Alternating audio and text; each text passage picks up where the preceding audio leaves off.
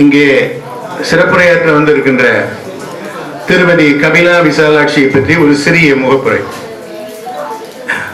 நமது எல்லோரும் அன்போடு அழைக்கப்படுகிற ஐசிஐசி லேனா லட்சுமியாவுடைய பேரனும் திரு அழகப்பன், திருமதி மீனாள் அழகப்பன், புதல்வன் கார்த்திகேயன் மற்றும் வித்யாவுடைய இந்த திருமண நிகழ்ச்சிக்கு முதல் நாள் நிகழ்ச்சியிலே நமது கொப்பனாவட்டியைச் சேர்ந்த நமது சமூகத்தைச் சேர்ந்த திருமதி கபிலா விசாலாட்சி அவர்கள் இங்கு சிறப்புரையாற்ற வருகிறார்கள். அவர்கள் எடுத்துக்கொண்டு பேச இருக்கிற தலைப்பு இன்று எல்லோருக்கும் அத்தியாவசியமாக தேவைப்படுகிற உறவுகளையும் சொந்தங்களையும் போராட்டும் விதமாக உறவோடு உரையாடி என்ற தலைப்பிலே அவர்கள் பேச இருக்கின்றார்கள்.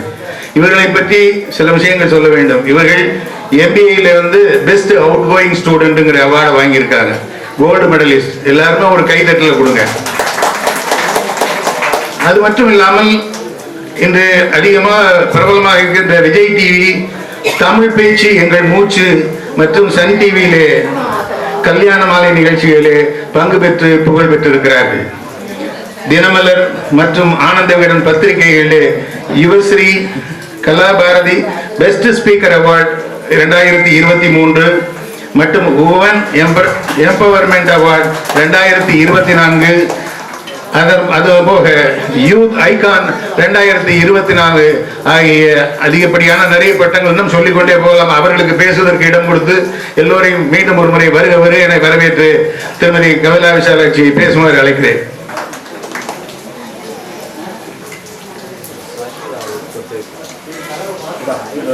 இந்த திருமண விழாவிற்கு வருகை தந்து உங்கள் எல்லோருடைய வாழ்த்துக்களையும் ஆசிகளையும் தரவிருக்கும் அத்துணை நகரத்தார் அன்பு சொந்தங்களுக்கும் என்னுடைய மனமார்ந்த அன்பு நிறைந்த பணிவான வணக்கங்களும் வாழ்த்துகளும்.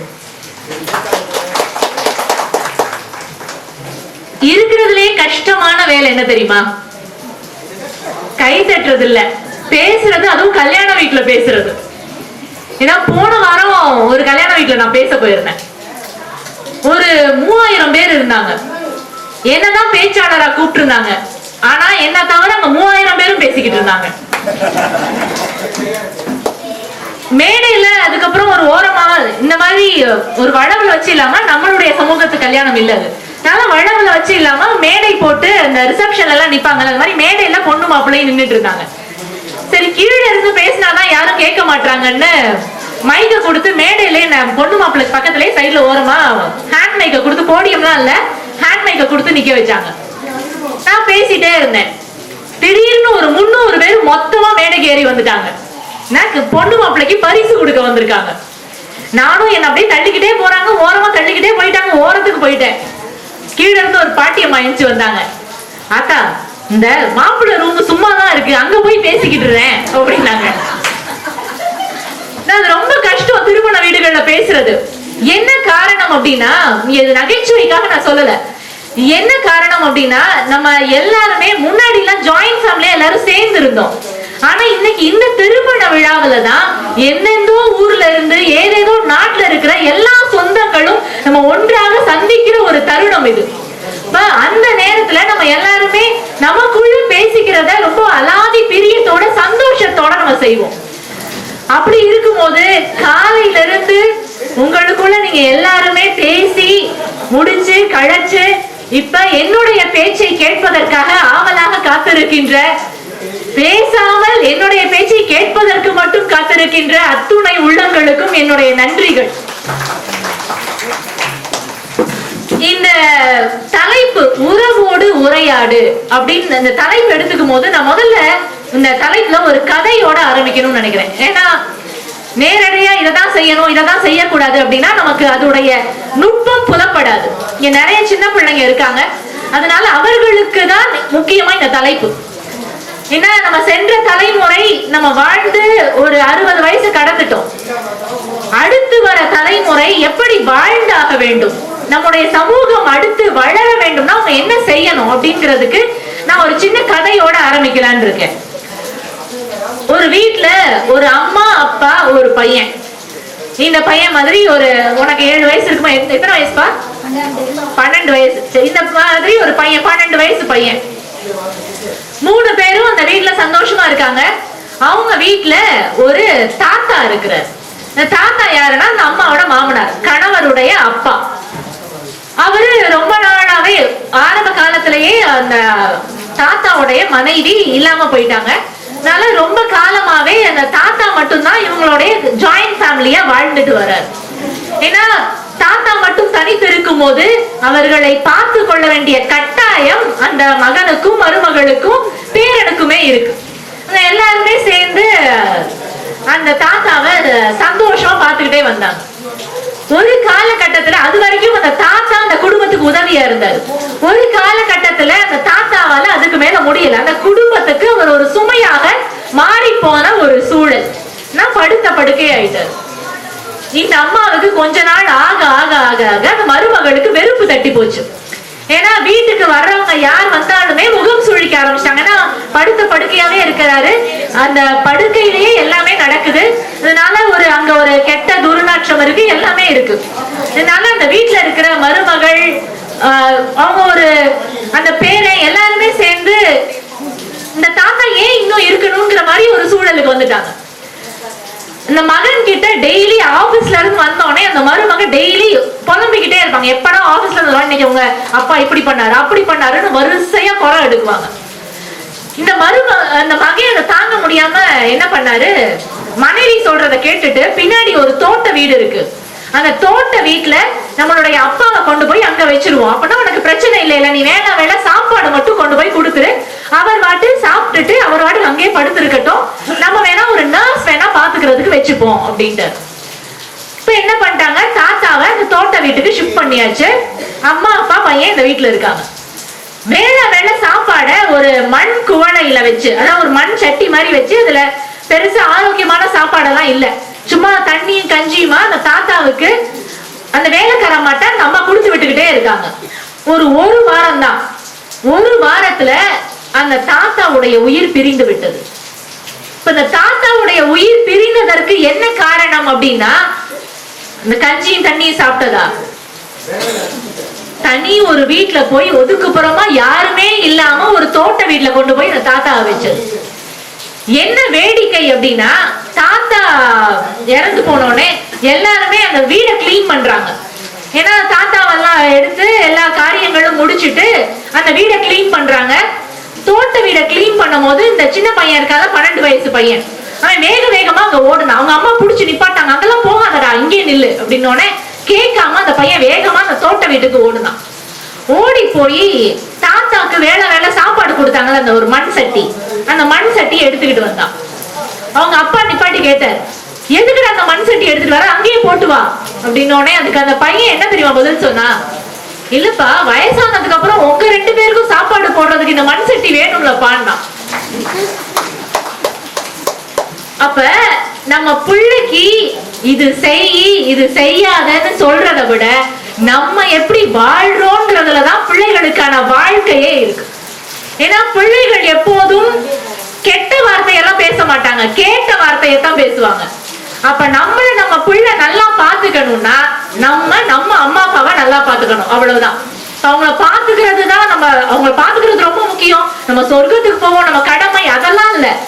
இன்னைக்கு வாழ்க்கைப்படி, இன்னைக்கு நிதர்சனமான உண்மை, ஒரு சுயநலமா பேசினா கூட நான் நல்லா இருக்கணும், என் பிள்ளை இதை நல்லா வச்சு பார்க்கணும்னா நம்ம அம்மா அப்பாவை நம்மளுடைய பிள்ளை முன்னாடி அவங்க கொஞ்சம் கூட மனசு நோகாம அவங்கள பார்த்துக்கிட்டாலே போதும். நம்ம பிள்ளைய ரொம்ப நிச்சயமா நம்மள நல்லா தான் பார்த்துக்குவாங்க.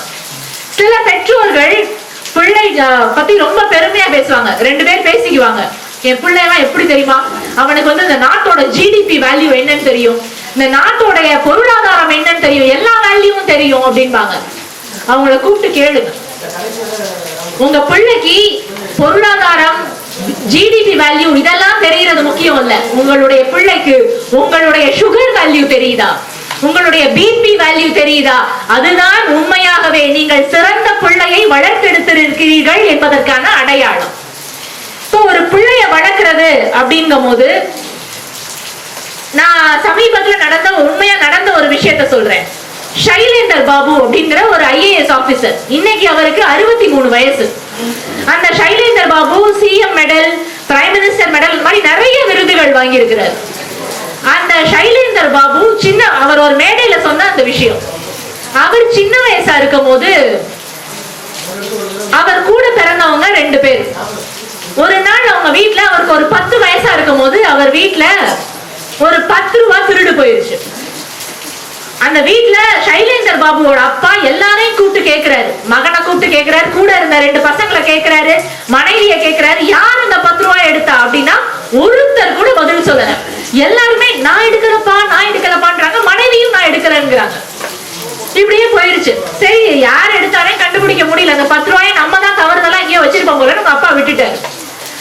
ஆனா அந்த சைலேந்தர் பாபு 25 வயசுல வளர்ந்து போலீஸ் வேலையில சேர்ந்ததுக்கு அப்புறமா அவர் மனசுல இது உறுத்திக்கிட்டே இருந்தது.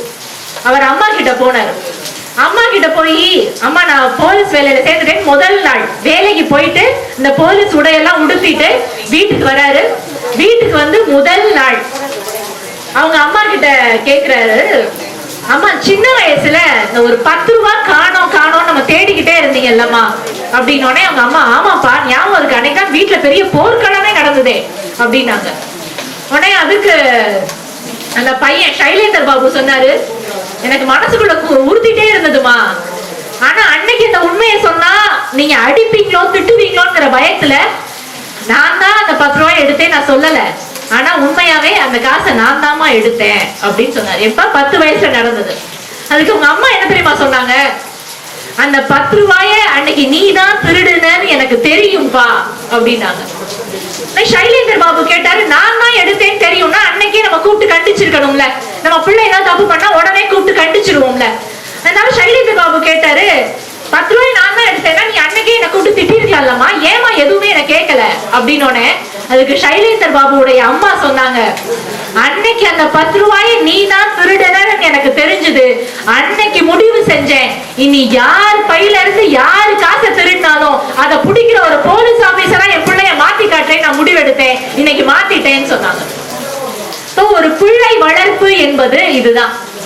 நம்ம எப்படி பிள்ளைய வளர்க்கணும் அப்படின்னா, அன்னைக்கே கூப்பிட்டு அடிக்கிறதுனாலயோ திட்டுறதுனாலயோ பிள்ளைய வந்து நம்ம ரொம்ப நல்ல பிள்ளையெல்லாம் வளர்த்துற முடியாது.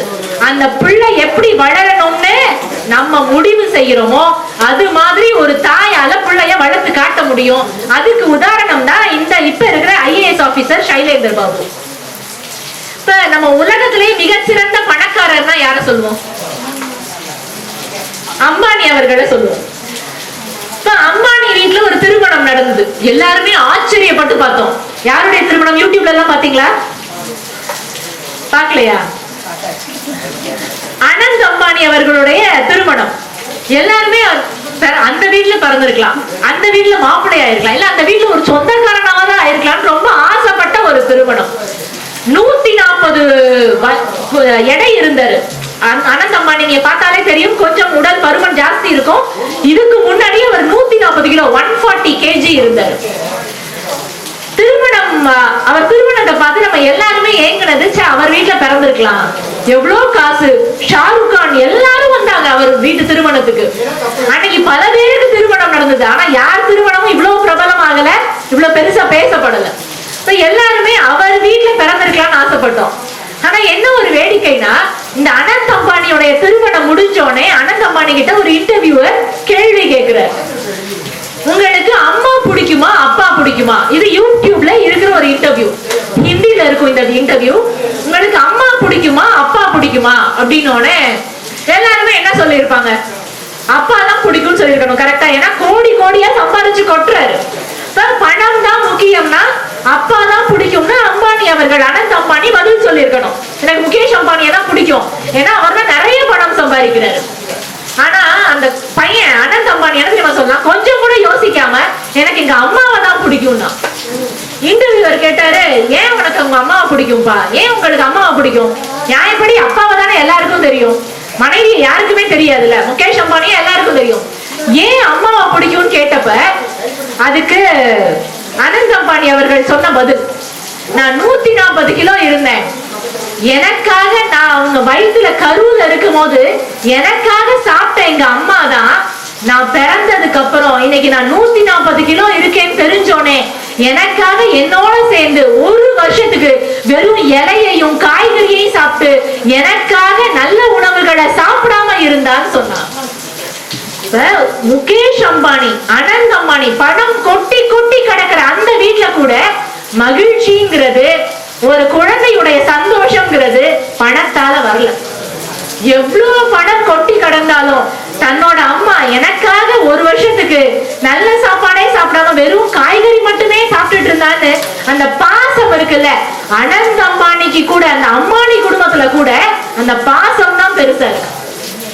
இன்னைக்கு பெற்றோர்கள்லாம் நம்ம பிள்ளைக்கு பணம் சம்பாதிக்கிறதுக்கு ஓடிக்கிட்டே இருக்கும். இன்னைக்கு கணவன் மனைவி 2 பேருமே வேலை பார்க்கறாங்க, பிள்ளைக்கு கேட்டதெல்லாம் வாங்கி தராங்க. ஆனா பிள்ளை கூட கொஞ்சமாவது நேரம் ஒதுக்கிடுறாங்களான்றது தான் ரொம்ப முக்கியம். இன்னைக்கு பிள்ளை எப்பயுமே போனை பாக்குறான்னு பேரண்ட்ஸ் எல்லாருக்கும் கம்ப்ளைண்ட். இந்த பையன் ஆமான்னு சிரிக்கிறான் பாரு. ஏன்னா அவங்க அம்மா திட்டுவாங்களா, அவங்க அம்மா போன் பாக்குறேன்னு. ஏன்னா போன் பாக்குற உங்க அம்மா எவ்வளவு நேரம் போன் பார்ப்பாங்க? நம்ம பிள்ளை ஏன் போன் பாக்குது? நம்ம போன் பாக்குறோம். ஒரு நாளாவது நம்ம ராத்திரி 9 மணி ஆனா எல்லா வேலையும் முடிச்சுட்டு ஒரு புத்தகத்தை எடுத்துட்டு ராத்திரி படிச்சுக்கிட்டே இருந்துட்டு அதுக்கப்புறமா தூங்கணும்னா நம்ம பிள்ளையும் அதை தான் செய்யும். அது எப்படின்னு நியாயம் யோசிச்சு பாருங்களேன். இன்னைக்கு நிறைய பெற்றோர்கள்லாம் இருக்கிறதுனால சொல்றேன். நம்ம ஷார்ட்ஸ் பார்ப்போமா, நம்ம ரீல்ஸ் பார்ப்போம், நம்ம எல்லாமே பார்ப்போம். ஆனா என் பிள்ளை மட்டும் படிச்சுக்கிட்டே இருக்கணும், என்டர்டைன்மெண்டே கிடையாதுன்னா இந்த எந்த விதத்துல நியாயம்? இப்ப பிள்ளை ஒரு விதத்துல மாறணும்னா அந்த மாற்றம் நம்மில் இருந்து தொடங்க வேண்டும். ஆனா பிள்ளைய குறை சொல்லியோ திட்டியோ எந்த பிரயோஜனமும் இல்லை. இங்க வீட்டு பக்கத்துல ஒரு பையன் இருக்கான். அந்த பையன் 12th ஸ்டாண்டர்ட்ல ரிசல்ட் வந்தது. ரிசல்ட் வந்ததுல அந்த பையன் 500க்கு 360 மார்க் தான் வாங்கியிருந்தான். ஆனா எங்க அபார்ட்மெண்ட்லயே இன்னொரு வீட்டுல அதே ஸ்கூல்ல படிக்கிற இன்னொரு பையன் இருக்கான். அவன் 500க்கு 470 வாங்கியிருந்தான். இந்த பையன் 360 வாங்கினான்ல, அவன் வந்து எங்க வீட்டு பக்கத்துல இருக்கிற பையன். அவங்க வீட்டுல பயங்கரமா சண்டை நடக்குது, எங்க வீட்டு கேக்குது.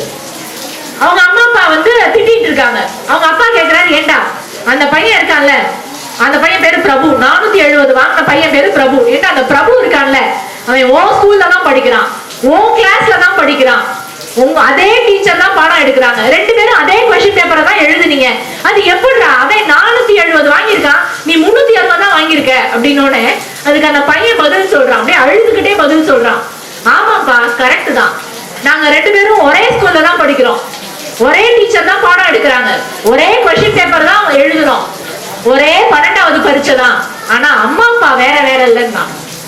ஒரு குழந்தை சாதிக்குதா சாதிக்கலையா அப்படிங்கிறது அந்த வீட்டுல இருக்கிற பெற்றோர்களை பொறுத்துதான் இருக்கு. ஏன்னா கிளாஸ்ல 40 பிள்ளை இருக்கும், 40 பிள்ளையும் ஃபர்ஸ்ட் மார்க் வாங்காது, ஒரு பிள்ளை வாங்கும், 2 பிள்ளை வாங்கும், அவ்வளவுதான்.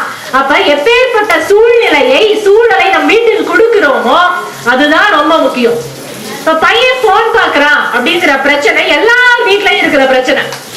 எங்க வீட்லயும் என் பையன் 7 வயசு, என் பையனுக்கு எப்பவுமே போன் பாக்குறான் அப்படிங்கிற பிரச்சனை வரக்கூடாதுங்கிறதுக்காகவே எங்க வீட்டுல எந்த கேமும் என் போன்ல கிடையாது. 9 மணிக்கு மேல நாங்க 2 பேருமே போன், நானும் என்னுடைய கணவரும் போன் எடுக்கிறதே கிடையாது. 9 மணிக்கு மேல நாங்கள் இருவரும் பேசுவோம், எல்லாரும் சேர்ந்து குடும்பத்தோட எல்லாம் விளையாடுவோம். என் பையனோட சேர்ந்து ஸ்னேக் அண்ட் லேடர், லூடோ இதெல்லாம் விளையாடுவோம், இல்லைன்னா ஏதாவது புத்தகம் வாசிப்போம். இந்த பழக்கத்தை நம் வீடுகளில் தொடங்கி விட்டாலே போதும், பிள்ளைங்க நிச்சயமா போன் பார்க்க மாட்டாங்க. அதனால பிள்ளை போன் பாக்குறான் அப்படின்னு பிள்ளையோட டீச்சர் கிட்ட போய் கம்ப்ளைண்ட் பண்றதை விட்டுட்டு, அவனை திட்டுறதை விட்டுட்டு போனை நம்ம நிப்பாட்டினா போதும்.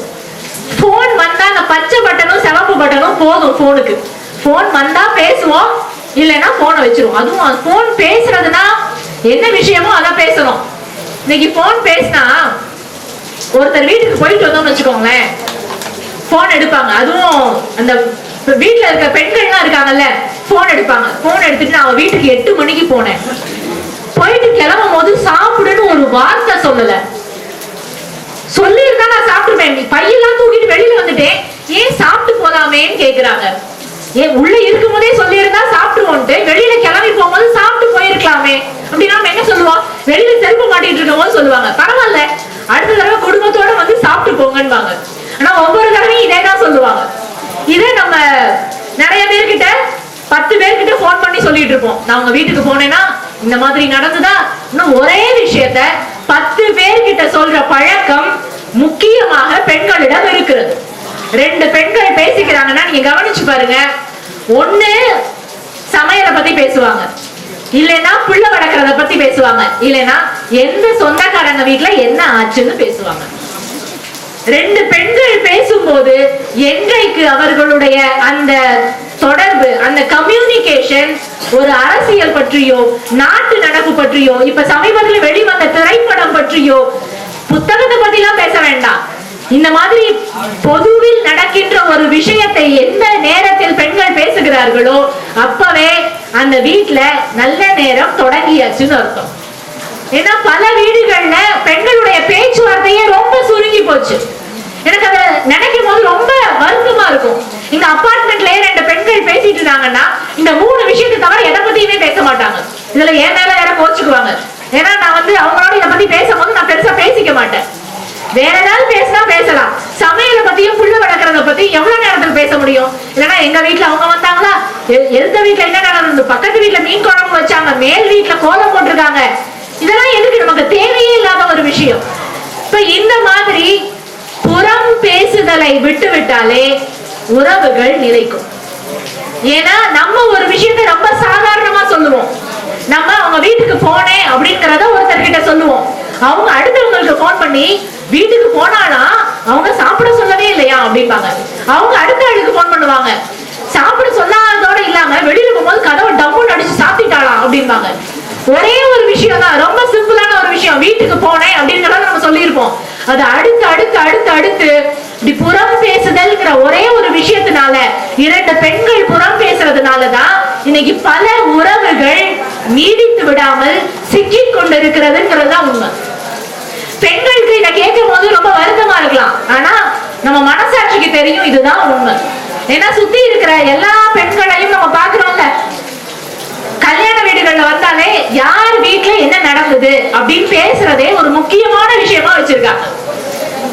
சுகீசிவம் ஐயா, சிறந்த பேச்சாளர் சுகீசிவம் ஐயா ஒரு கதை சொல்லுவார். அந்த கதை என்னன்னா, ஒரு பெரிய ஜமீன்தார் என்ன பண்ணாரா, ஒவ்வொரு மாசமும் 1ஆம் தேதி ஆனா 100 பேருக்கு சாப்பாடு போடுவார், இலவசமா தானம் பண்ணுவார், எல்லாரையும் கூப்பிட்டு அன்னதானம். இப்படி ஒவ்வொரு மாசமும் தவறாம கிட்டத்தட்ட ஒரு 10 வருஷமாவே இதை செஞ்சுட்டே வர்றாரு. ஒவ்வொரு மாசமும் நடக்குது. அப்ப அன்னைக்கு ஒரு நாள் என்ன ஆகுதுன்னா, அந்த இடத்துல ஒரு கீரி புள்ள, இந்த கீரி புள்ள என்ன பண்ணுது, ஒரு பாம்பை வேட்டையாடுது. பாம்பை வேட்டையாடி அந்த பாம்பை வாயில கவ்விக்கிட்டு தூக்கி மேல பறந்து போகுது. எதுக்கு மேல பறந்து போகுதுன்னா, இங்க கீழே சாம்பார் அண்டா வச்சு அந்த பந்தியில பரிமாறுறதுக்காக சாம்பார் வச்சிருக்காங்க. அந்த கீரி பாம்பை தூக்கிக்கிட்டு, மன்னிக்கவும் பருந்து, சாரி பறந்து போச்சு சொல்லிட்டு கீரின்னு சொல்லிட்டேன், ஒரு பருந்து பறந்து போகுது பாம்பை தூக்கிக்கிட்டு. பறந்து போகும்போது அந்த பாம்பு என்ன பண்ணுது, பாம்போட கழுத்தை அந்த பருந்து பிடிச்சிருந்ததுனால அந்த பாம்போட வாயில இருந்து விஷம் வெளியில விழுந்துருது. அது நேரா கீழே இருந்த சாம்பார் அண்டாக்குள்ள விழுந்துருச்சு. இது இப்ப அங்க பரிமாற யாருக்காவது தெரியுமா? யாருக்குமே தெரியாது. அதனால அவங்க என்ன பண்றாங்க, இது எதுவுமே தெரியாதனால அந்த சாம்பாரை வந்திருந்த எல்லோருக்கும், அந்த 100 பேருக்கும் அன்னதானம் பண்ணிடுறாங்க. அன்னதானம் முடிஞ்சு அந்த 100 பேரும் அந்த உணவை உண்ட அந்த 100 பேருமே அங்கேயே இறந்து போயிடுறாங்க. இப்ப மேல இருந்து இதை யமதர்மன் பாத்துக்கிட்டே இருக்கிறாரு. இந்த 100 பேர் இறந்து போன கணக்க யார் மேலேயாவது எழுதணும்ல, அந்த பாவ கணக்க யார் மேலேயாவது எழுதணும்ல, யார் மேல எழுதுறதுன்னு இப்ப யமனுக்கு சந்தேகம். யார் மேல எழுதலாம்? பருந்து மேல. பருந்து மேல அது சாப்பிடுறதுக்காக பாம்பை தூக்கிட்டு போச்சு, அதுக்கு எப்படி தெரியும் 100 பேர் இறந்து போவாங்கன்னு? இப்ப யார் மேல எழுதலாம்? பாம்பு மேல. பாம்பு கழுத்தை புடிச்சு இருக்கியாச்சு. அப்ப அதனால அது விஷத்தை கக்குச்சு. கீழே இருக்கிற சாம்பார் அண்டால விழுந்து அந்த சாம்பாரை 100 பேர் சாப்பிட்டு இறந்து போவாங்கன்னு பாம்புக்கு தெரியுமா? தெரியாது. அப்ப பாம்பு மேலையும் இந்த பாவ கணக்கை எழுத முடியாது. சாம்பார் வச்சவங்க மேல எப்படி எழுத? அவங்களுக்கு தான் தெரியாதுல்ல, உள்ள விஷம் இருக்கிறது. அந்த சாம்பார் பரிமாறினவங்களுக்கு தெரியாது. யமதர்மனுக்கு குழப்பம். அவர் என்ன பண்ணாரு, இந்த வழக்க ஒரு நிலுவையில வச்சுட்டாரு. சரி, இந்த 100 பேர் இறந்த கணக்க பாவ கணக்க யார் மேல எழுதுறதுன்னு ஒரு கிடப்புல வைப்போம், இதுக்கு ஒரு முடிவு கிடைக்காமையா போகும் அப்படின்னு வச்சிருந்தார். இப்ப இப்படியே ஒரு மாசம் போயிருச்சு. அடுத்த மாசம் பக்கத்து ஊர்ல இருந்து இந்த ஊருக்கு அன்னதானம் 1ஆம் தேதி ஆனா இந்த ஊர்ல அன்னதானம் போடுவாங்க அப்படின்ற விஷயத்தை கேள்விப்பட்டு பக்கத்து ஊர்ல இருந்து 2 பேர் நடந்து வந்தாங்க. நான் 1ஆம் தேதி ஆனா இங்க அன்னதானம் நடக்குதுங்கிற செய்தி பரவி பக்கத்து ஊருக்காரங்க இங்க சாப்பிடுறதுக்காக நடந்து வராங்க. அப்ப இந்த ஊர் வாசல்ல ஒரு கிழவி உட்கார்ந்துருக்காங்க. உட்கார்ந்துட்டு அந்த 2 பேர் ஊருக்குள்ள நுழையிறாங்க. இந்த கிழவி கேக்குறா, எங்க போறீங்க? அந்த 2 பேர் சொன்னாங்க, இந்த ஊர்ல மாசம் மாசம் அன்னதானம் நடக்குதாமே, 1ஆம் தேதி ஆனா 100 பேருக்கு அறுசுவை விருந்து இந்த ஜமீன் கொடுக்குறாராமே, அதை சாப்பிடுறதுக்காக வந்தோம் அப்படின்னு. அதுக்கு அந்த கிழவி சொன்னா, அதை சாப்பிடவா வந்தீங்க? போன மாசம் தான் இந்த சாப்பாடை சாப்பிட்டு 100 பேர் செத்து போயிட்டாங்க அப்படின்னா. இப்ப யமதர்மனுக்கு டவுட் கிளியர் ஆயிருச்சு. இந்த 100 பேர் இறந்த கணக்கையும் பாவ கணக்கையும் தூக்கி அந்த கிழவி மேல எழுதிட்டார். என்ன காரணம்? ஒரு விஷயம் 100 பேர் இறந்ததுங்கிறது தெரியாம நடந்த விஷயம். அங்க என்ன நடந்ததுன்னு இந்த கிழவிக்கு தெரியாது. வேணும்னே விஷத்தை கலக்கி ஊத்துன மாதிரி இந்த கிழவி 2 பேர்கிட்ட தப்பா ஒருத்தவங்களை பத்தி தப்பா சொல்லிட்டான்.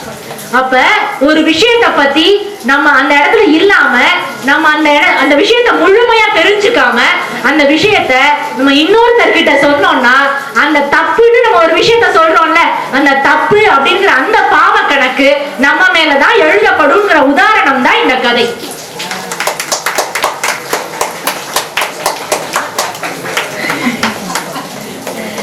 ஏன்னா புறம் பேசுதல் அப்படிங்கிறது நம்ம ரொம்ப சின்ன விஷயமா நினைக்கிறோம்.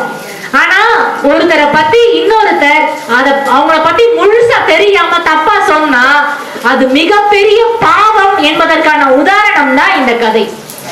இப்ப நம்ம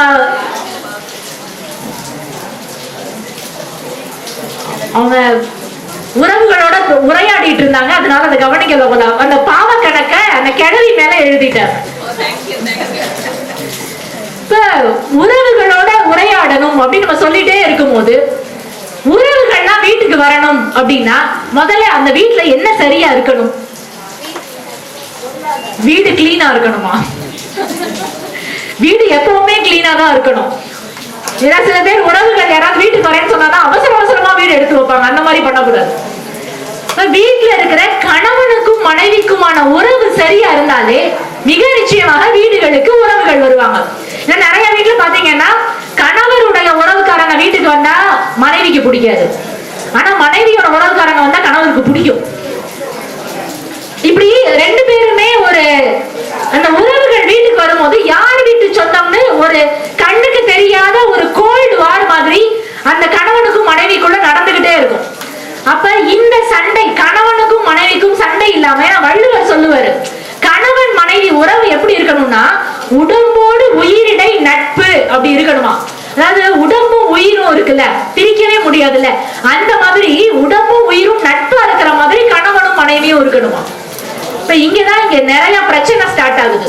இப்பதான் எனக்கு தெரிஞ்ச ஒரு வீட்டுல கணவனுக்கும் மனைவிக்கும் பயங்கரமான சண்டை. அந்த சண்டையை கேட்டுட்டு பக்கத்து வீட்டுக்காரர் உள்ள வந்தார். உள்ள வந்தோடனே என்னப்பா சண்டை அப்படின்னோடனே கணவர் சொன்னாரு, உங்களுக்கு இப்பதான் குழந்தை பிறந்திருக்கு, அந்த குழந்தைக்கு நாங்க யார் பேர் வைக்கிறதுங்கிறதா சண்டை. எங்க அப்பா பேரு ஸ்ரீனிவாசன், நான் அதை தான் வைக்கலான்றேன்.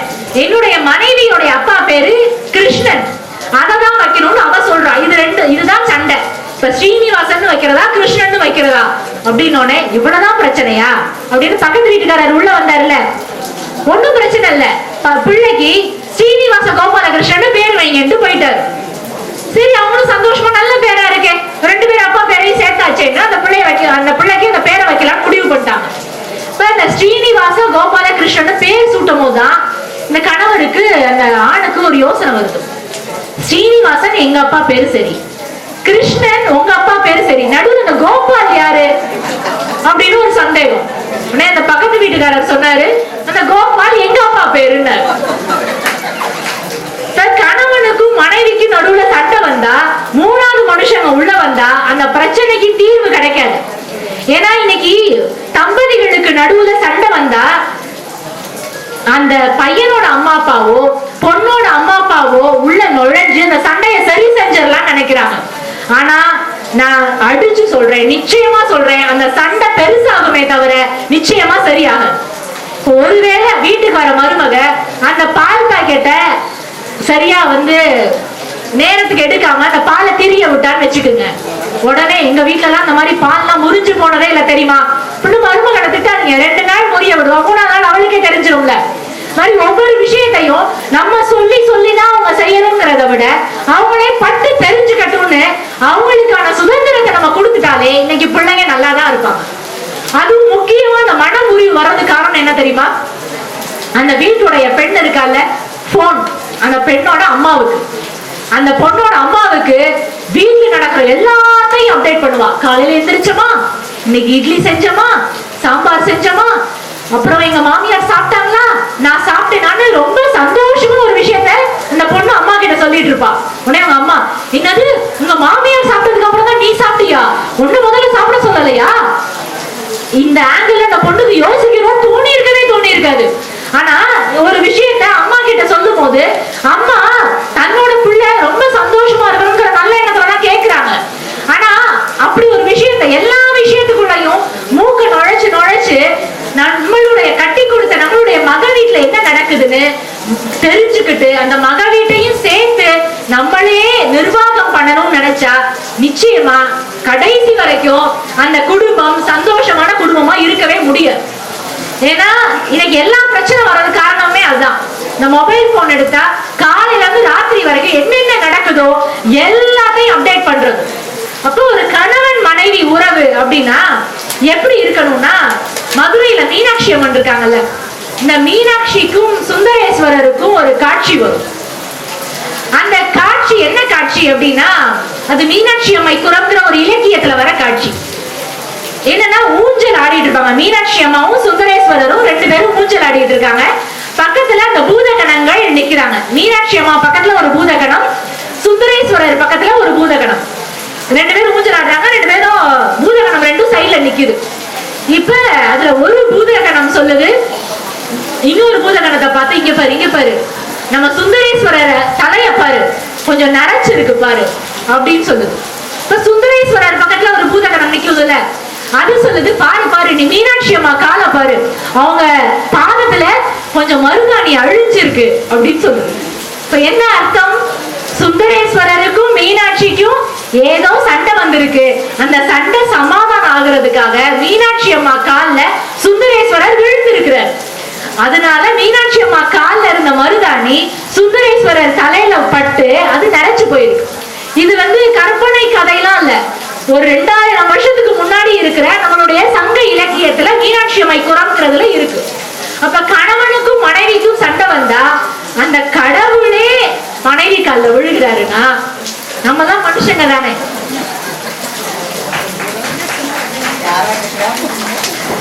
ஆட்சிமார்கள் மட்டும்தான் கை தட்டுறாங்க. அதே அப்படியே நம்ம ரிவர்ஸ்லயும் பார்க்கணும், அதுவும் உண்மைதானே. ஏன்னா முக்கியமா குடும்பத்துல சண்டை வர்றது காரணமே இதுதான். இப்ப வீட்டுக்காரர் ஒரு தக்காளி வாங்கிட்டு வராருன்னு வச்சுக்கோங்களேன், எல்லா குறையும் சொல்றது, உங்களை நல்லா அவன் ஏமாத்திட்டான். 1 கிலோ தக்காளியை வாங்கிட்டு வர சொல்லி 1 மூட குறை சொல்லுவாங்க. காயா வாங்கி விட்டீங்க, அழுகெல்லாம் வாங்கி விட்டீங்க, ரொம்ப பழுத்து போச்சு, 2 நாளைக்கு இந்த தக்காளி தீர்ற வரைக்கும் குறை சொல்லுவாங்க. இப்ப கணவர் ஒரு விஷயம் செஞ்சா, இப்ப ஒரு 30,000 ரூபாய்க்கு ஒரு ஃப்ரிட்ஜ் வாங்குறோம், அத கணவர் 25,000 ரூபாய்க்கு பேசி வாங்கிட்டு வந்துட்டாருன்னு வச்சுக்கோங்களேன்.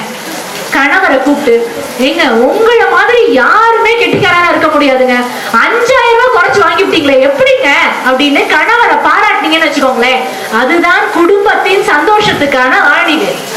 இப்ப மனைவி அதே மாதிரி சமைக்கிறாங்க. சமைக்கும் போது அவங்க வைக்கிறது குழம்பா ரசமானே தெரியல, குழம்பி போயிருக்கும், ஆனாலும் சூப்பரா இருக்கு அப்படின்னு பாராட்டினீங்கன்னா அதுதான் குடும்பத்தின் சந்தோஷத்துக்கான அடிப்படை. அப்ப கணவனும் மனைவியும் ஒருத்தர் சரியா இருக்காங்களோ இல்லையோ 2 பேரும் பாராட்ட தொடங்கிட்டாலே அந்த குடும்பம் மகிழ்ச்சியா இருக்கும். ஏன்னா எல்லாருடைய மனசுமே பாராட்டுக்கு தான் ஏங்குது. ஒரு செட்டியார் வேகமா நடந்து வந்தாரு. நடந்து வரும்போது என்ன பண்ணாரு, 1 கிலோ வெண்டைக்காய் வாங்கியிருந்தாரு. அந்த வெண்டைக்காய் காம்பு ஃபுல்லா வீடு போற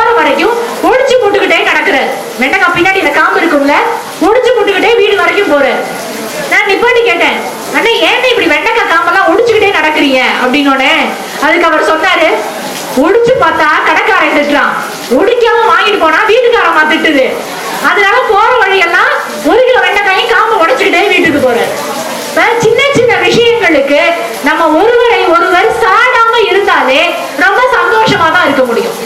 என்னுடைய ஃப்ரெண்ட் ஒரு பொண்ணு இருக்கா, காயத்ரின்னு.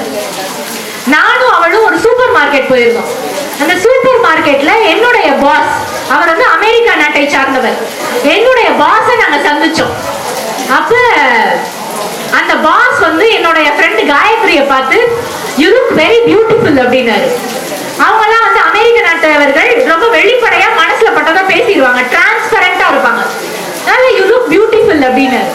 அப்படின்னோடனே என்னுடைய ஃப்ரெண்ட் அதுக்கு பதிலே சொல்லல. ஒண்ணு லைட்டா சிரிக்கணும், இல்ல தேங்க்யூன்னு சொல்லணும், எதுவுமே சொல்லல, அமைதியாவே இருந்தா. அப்புறம் அவர் கிளம்பிட்டார்.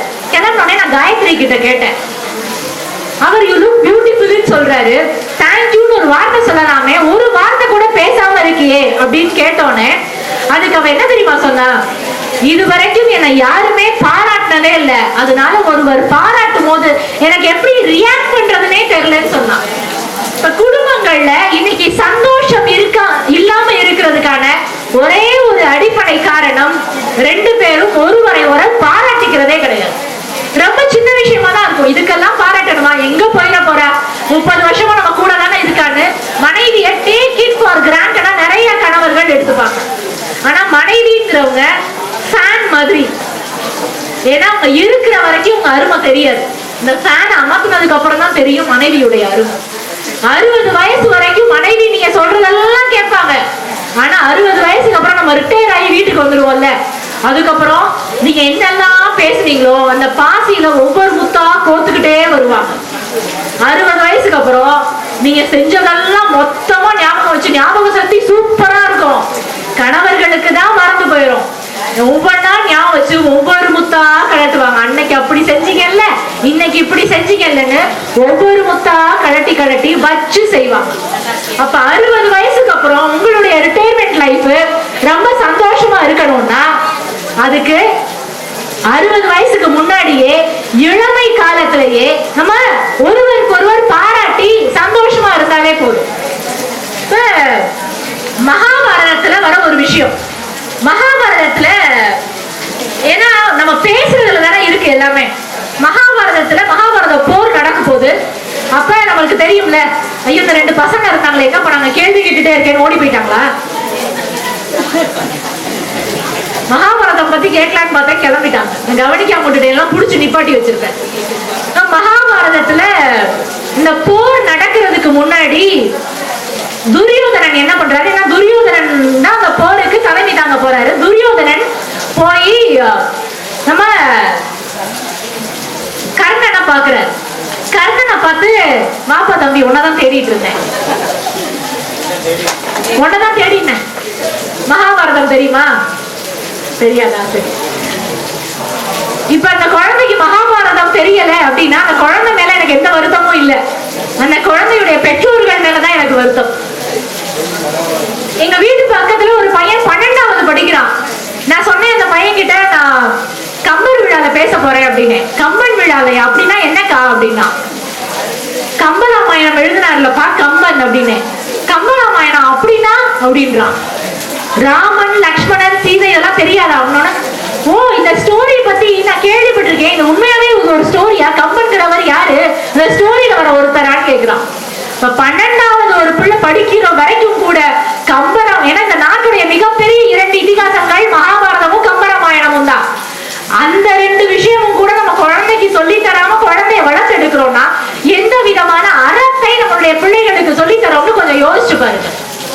நான் பிள்ளை வந்து போன் பார்க்க கூடாது அப்படின்னு சொல்றது முக்கியம் இல்ல. பிள்ளைக்கு ராத்திரி சாப்பாடு வைக்கும் போது ஏதோ வேணா, மகாபாரதம் ரொம்ப நீண்ட கதை, அதுல வர சின்ன சின்ன கதையை நம்ம பிள்ளைக்கு சொன்னாலே பிள்ளை ஆசையா கதை கேட்கும். அதனால இந்த மாதிரி நீதி கதைகள், ஏன்னா இது எல்லாமே வந்து ரொம்ப கஷ்டமான கதையெல்லாம் இல்ல.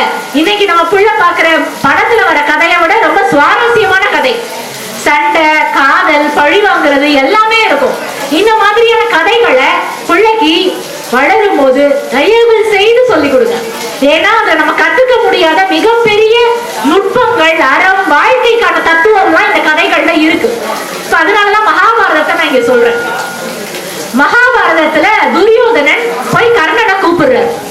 கர்ணன் பிள்ளைங்களுக்கு பெரியவங்களுக்கு எல்லாம் தெரியும்ல, அதை கேட்டுக்கணும். நான் வந்து மகாபாரதம்னு சொல்லிட்டே போயிட்டு இருக்கேன். கர்ணனை போய் துரியோதனன் கூப்பிடுறாரு. கூப்பிடும் போது என்ன சொல்றாரு, பீஷ்மர் படுத்து விட்டார், நீதான் வந்து தலைமை பொறுப்பு ஏற்கணும் அப்படின்னு கர்ணனை கூப்பிடுறாரு. நீதான் படை தளபதியா இருக்கணும்னு. கர்ணன் வந்து தேரோட்டியுடைய மகன். இப்ப கர்ணன் இங்க வந்த காலத்துல இருந்து சல்லியன் அப்படிங்கிறவன் இந்த கர்ணனை வந்து ரொம்ப கேவலப்படுத்திக்கிட்டே இருப்பான். நீ எல்லாம் தேரோட்டியோட புள்ள தானே, நீ எல்லாம் என்ன பெரிய ராஜ பரம்பரையா அப்படின்னு கர்ணனை கேவலமா பேசிக்கிட்டே இருப்பான். அதனால துரியோதனன் கர்ணனை போய் நீ படை தளபதியா வரணும் அப்படின்னு சொன்னோன்னே அதுக்கு கர்ணன் சொல்றாரு, சல்லியன் தேரோட்டியா இருந்தா நான் படை தளபதியா வரேன் அப்படின்றாரு. ஏன்னா இத்தனை நாள் செஞ்சதுக்கு அவர் பேசுனதுக்கு பழி வாங்கணும்ல. அதனால ஏன்னா தேரோட்டி மகன் தானே என்ன கேவலப்படுத்தினான். இப்ப சல்லியன் தேரோட்டியா இருந்தா நான் படை தளபதியா இருக்கேன் அப்படின்னு சொல்லிட்டாரு. இப்ப சல்லியன் தேரோட்டியா இருக்க நிச்சயமா ஒத்துக்க மாட்டான். இப்ப துரியோதனன் இத போய் சல்லியன் கிட்ட சொல்லி சல்லியனை சம்மதிக்க வைக்கணும். எப்படி சம்மதிக்க வைக்க முடியும்? தயவு செய்து வாப்பான்னு கெஞ்ச முடியுமா? நிச்சயமா கேட்க மாட்டான். ஏன்னா யார் தேரோட்டியா இருக்கிறது யார் ஒத்துக்குவா? அப்ப அதுக்கு துரியோதனன் அந்த இடத்துல ரொம்ப அழகா ஒரு விஷயத்த சொன்னான். நம்ம போருக்கு போறோம்ல, அங்க கர்ணனுக்கு எழுத்தாப்புல படை தளபதியா பாண்டவர்கள்ல இருந்து அர்ஜுனன் வருவார். கர்ணனும் அர்ஜுனனும் ரெண்டு பேரும் ஈக்குவல். அர்ஜுனனுடைய தேரோட்டி யாருன்னு சல்லியன் கிட்ட துரியோதனன் கேட்டான். அப்ப அதுக்கு சல்லியன் சொன்னா கிருஷ்ணர். ஏன்னா அர்ஜுனனுடைய தேரோட்டி கிருஷ்ணர். அப்ப கிருஷ்ணருக்கு சமமா யாராவது நிக்கணும்ல. கர்ணன் அர்ஜுனனுக்கு சமம் தான், ஆனா அந்த கடவுள் பரமாத்மா கிருஷ்ணனுக்கு சமமா ஒருத்தர் நிக்கணும்னா அது ஒன்னால தானப்பா முடியும் அப்படின்னு சல்லியனுக்கு ஏக சந்தோஷம். ஏன்னா நம்ம தேரோட்டிங்கிறத போக்கஸ் பண்ணாம நீ கிருஷ்ணனுக்கு இணையா நிக்க போறேன்னு துரியோதனன் சொன்னதுனால சல்லியன் தேரோட்டுறதுக்கு சம்மதிச்சு கர்ணனுக்கு தேரோட்டியா வந்தான். இப்ப இந்த கதையை நான் ஏன் இந்த இடத்துல கொண்டு வந்தேன் அப்படின்னா, ஒரு விஷயத்த நம்ம சொல்லும் போது அதை எப்படி சொல்றோம் அப்படின்றதுலதான் இருக்கு. ஏன்னா நம்ம சொல்ற விஷயம் சண்டையை உண்டு பண்ணலாம், வருத்தத்தை உண்டு பண்ணலாம். ஆனா அவங்கள சம்மதிக்க வைக்கணும்னா நம்ம அதை எந்த மாதிரி அவங்க கிட்ட சொல்லணும் அப்படிங்கிறதுல இருக்கு. ஏன்னா இன்னைக்கு பிள்ளைங்க தப்பு பண்றாங்க நம்ம கோபப்பட்டுக்கிட்டே இருக்கோம். ஆனா கோபப்படுறதுக்கு முன்னாடி, ஏன்னா பிள்ளை வந்து ஸ்கூல்ல இருந்து லஞ்ச் பாக்ஸ் அப்படியே எடுத்துட்டு வந்துருச்சுன்னு வச்சுக்கோங்களேன், பயிர் சாதம் கட்டி கொடுக்குறோம் அப்படியே எடுத்துட்டு வந்துருச்சுன்னா எல்லா வீடுகள்லாம் என்ன நடக்கும்? பிள்ளைய திட்டுவோம், சில பேர் அடிப்போம். அதனால அந்த பிள்ளை அந்த தயிர் சாதத்தை அடுத்த நாள் சாப்பிட்டு வரும்னு நினைக்கிறீங்களா? சாப்பிடாம வராம கீழே கொட்டிட்டு, கீழே கொட்டினா நம்ம கிட்ட சொல்லாம வரும், அவ்வளவுதான். அப்ப நம்ம எப்படி பிள்ளைய கண்டிக்கிறோம்ங்கிறதுலதான் அந்த பிள்ளை அந்த விஷயத்தை நம்ம கிட்ட சொல்ல போதா சொல்லாம இருக்க போதாங்கிறது தான் முக்கியம். இன்னைக்கு வந்து பிள்ளைங்க வந்து போன் பாக்குறாங்கிறதையே நான் அடிக்கடி சொல்றேன் அப்படின்னு நினைக்கிறேன். இன்னைக்கு இருக்கிற மிகப்பெரிய பிரச்சனையே அதுதான்.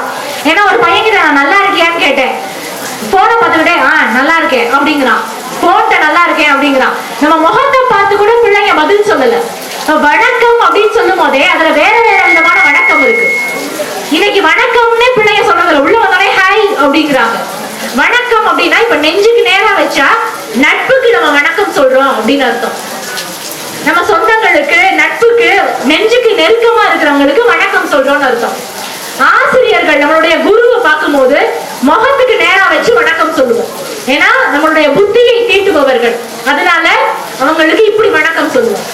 இறைவனை பார்க்கும் போது எப்படி வணக்கம் சொல்லுவோம்? தலைக்கு மேல சரணாகதி, உனக்கு மேல எதுவுமே இல்லப்பா அப்படின்னு வணக்கம் சொல்லுவோம். வணக்கம் சொல்றதுலயே இவ்வளவு அழகான விஷயங்கள்லாம் இருக்கு. ஏன்னா பிள்ளைங்க நம்ம தனித்து வளர விட்டுட்டோம்னு வச்சுக்கோங்களேன், அந்த பிள்ளை ஒரு தப்பு பண்ணா நம்ம பண்ற தப்பு யாரையுமே பாதிக்காதுன்னு நினைக்கும். ஆனா நம்ம பிள்ளைய சொந்தங்களோடயே சேர்த்து, சித்தப்பா இருக்கிறாரு, பெரியப்பா இருக்கிறாரு, நம்ம பெரியம்மா இருக்காங்க, அத்தை இருக்காங்கன்னு சொந்தங்களோட சேர்த்து வளர்த்தோம்னா சோசியல் மீடியால ஒரு தப்பான கமெண்ட் போடுறது கூட நம்ம பிள்ளை யோசிக்கும். ஆனா இந்த கமெண்ட்டை நம்ம சித்தப்பா பார்த்தா வருத்தப்படுவாரு, நம்ம அத்தை பார்த்தா நம்ம என்ன நினைப்பாங்க, நம்ம குடும்ப மானம் என்ன ஆகுறதுன்னு ஒரு பிள்ளைய சொந்தத்தோட சேர்த்து வளர்த்துட்டாலே போதும். தனியா அந்த பிள்ளைய கண்டிக்க வேண்டாம். ஏன்னா அப்பா திட்டா சித்தப்பா அரவணைப்பாரு, மாமா ஒரு அறை விட்டா அத்தை அரவணைப்பாங்க.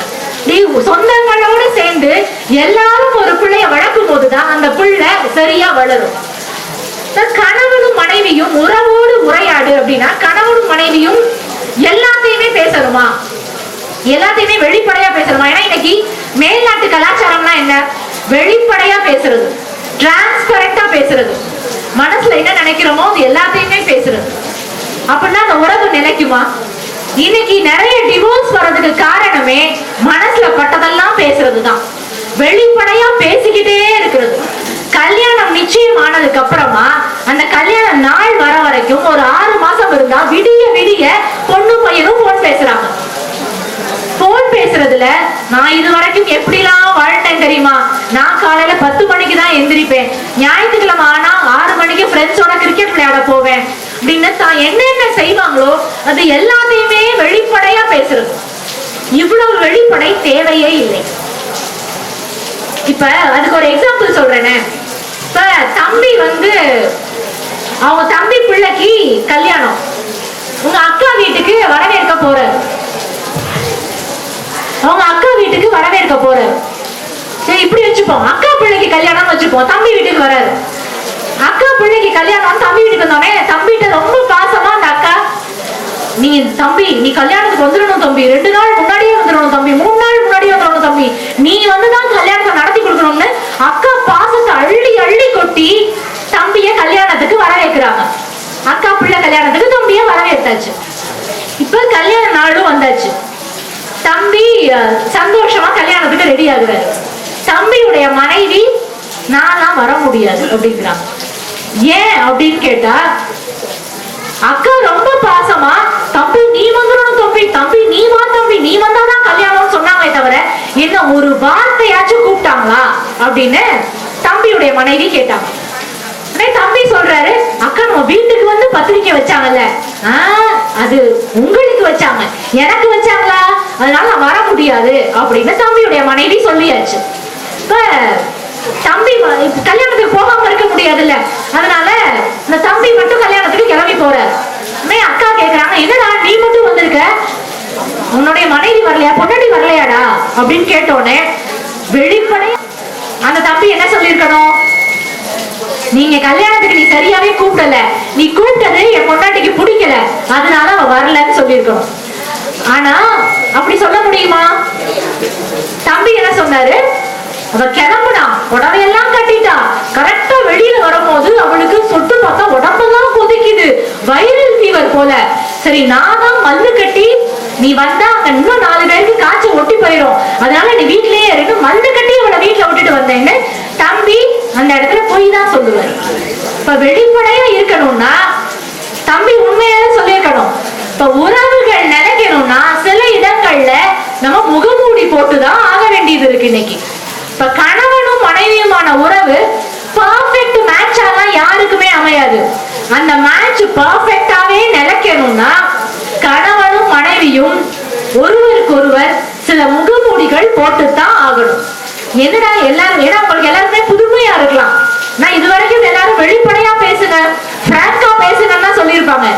ஆனா பிராங்கா பேசுனா சண்டை தான் வரும். இப்ப வீட்டுக்காரர் ஆபீஸ்ல இருந்து ரொம்ப ஸ்ட்ரெஸ் ஆகி ரொம்ப டென்ஷனோட வராரு. டென்ஷனோட வந்தோடனே மனைவி கேக்குறாங்க, என்னாச்சு? ஆபீஸ்ல இன்னைக்கு ரேட்டிங் கொடுத்தாங்க, எனக்கு 5க்கு 2 தான் கொடுத்தாங்க அப்படின்னோடனே நான் வீட்டுக்காரனாக்கு மனசுல தோணும், உங்களுக்கு எல்லாம் அந்த 2 கொடுத்ததே பெருசு, நீங்க என்ன செய்வீங்க, உங்க திறமைய பத்தி எனக்கு தெரியாது அப்படின்னு மனைவிக்கு மனசுக்குள்ள தோணும். ஆனா சொல்ல முடியும்? உங்களுக்கா 5க்கு 2 தான் கொடுத்தாரா? யாராவது செய்ய போச்சு? உங்க பாச பார்த்தா நான் கேள்வி கேட்கிறேன் அப்படின்னு மனசுக்குள்ள ஒண்ணு வச்சுக்கிட்டு மனைவி வேற ஏதாவது வெளியில பேசுவாங்க.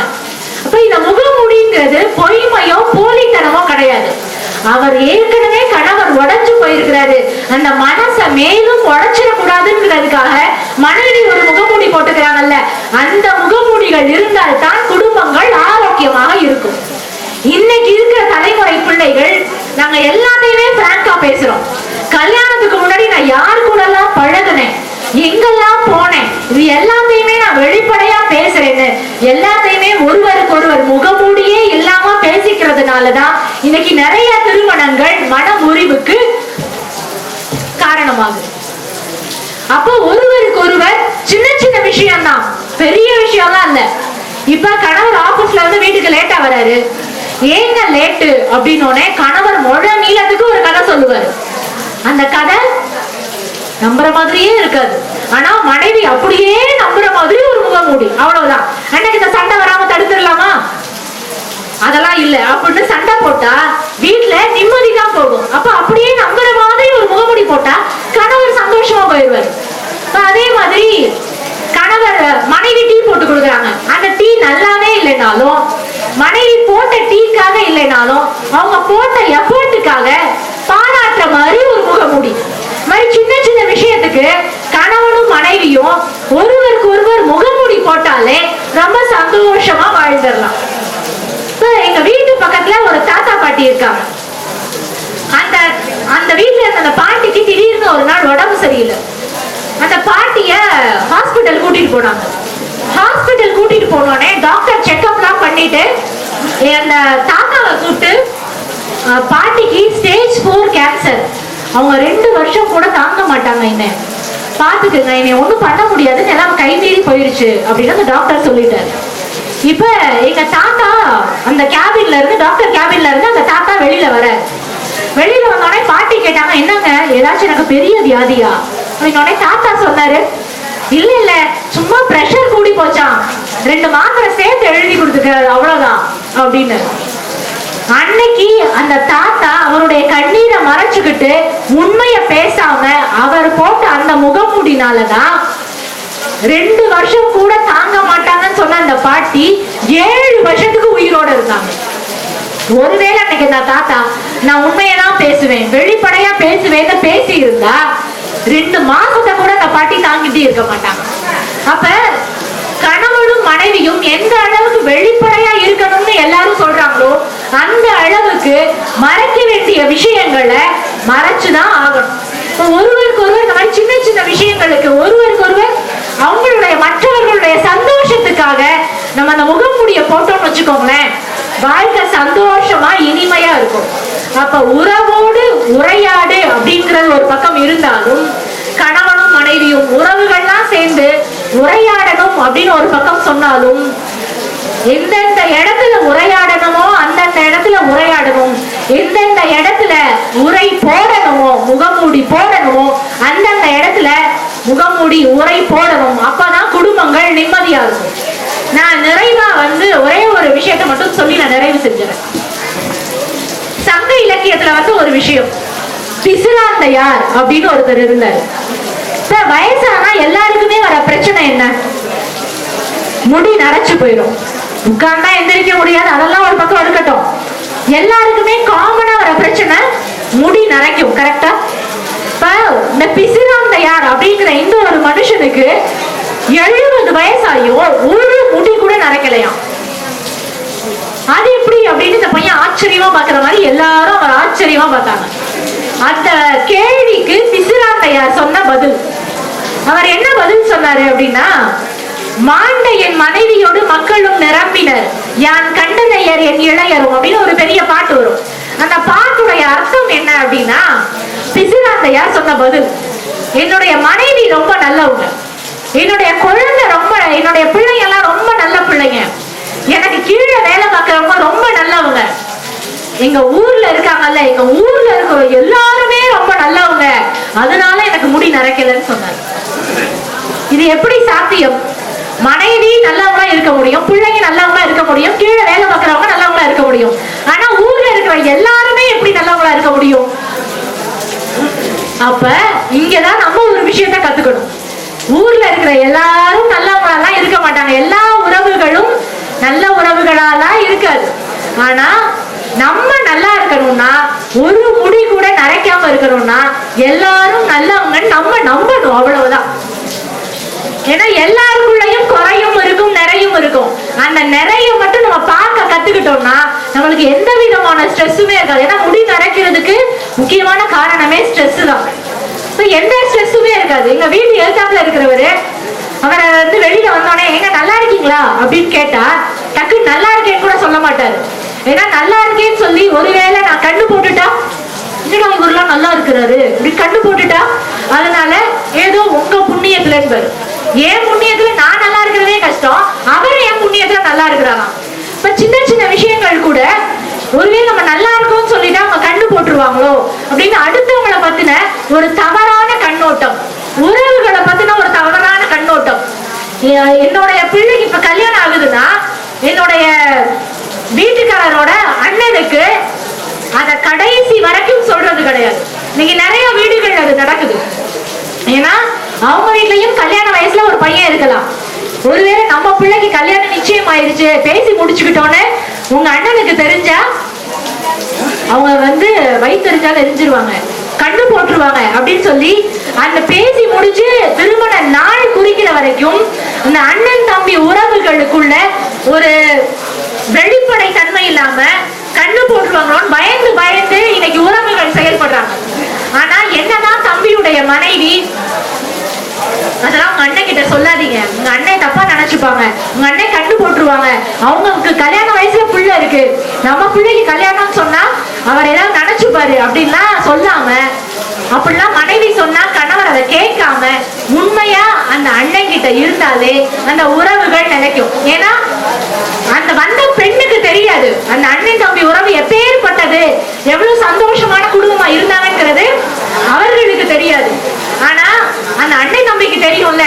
அப்ப உறவுகளுக்குள்ள குற்றம் இருந்தாலும் தவறு இருந்தாலும் அந்த பிசிராந்தையார் மாதிரி எல்லாரும் நல்லவங்க, நம்மள அப்படிலாம் கண்டு போட மாட்டாங்க, நம்ம நல்லதுக்கு தான் பேசுவாங்க, நம்ம நல்லதுக்கு தான் யோசிப்பாங்கன்னு நம்ம 4 தடவை அவங்கள நல்ல விதமா பார்த்துட்டோங்கன்னு வச்சுக்கோங்களேன், 5ஆவது தடவை அவங்களே நம்ம நல்ல விதமா பார்த்துருவாங்க. ஆனா என்ன சொன்னாலும் எப்படி இவனுக்கு எதுவுமே நினைச்சுக்க மாட்டானே, இவ்வளவு நல்லவனா இருக்கானேன்னு அவங்களே அடுத்த முறை உண்மையாவே நல்லவனா மாறிடுவாங்க.